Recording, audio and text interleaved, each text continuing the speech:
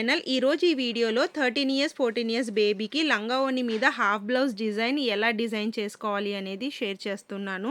మనకు యూట్యూబ్‌లో పిల్లల కోసం చాలా తక్కువ వీడియోస్ అయితే ఉన్నాయి.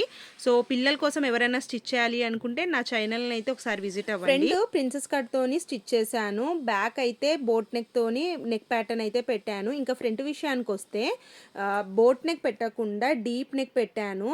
ఇప్పుడు ట్రెండింగ్‌లో ఉన్న డీప్ నెక్ అయితే ట్రై చేశాను. పెద్దవాళ్ళకు చాలామందికి చూశాను. పెద్దవాళ్ళు చాలామంది డిజైన్ అయితే చేసుకున్నారు ఈ మోడల్.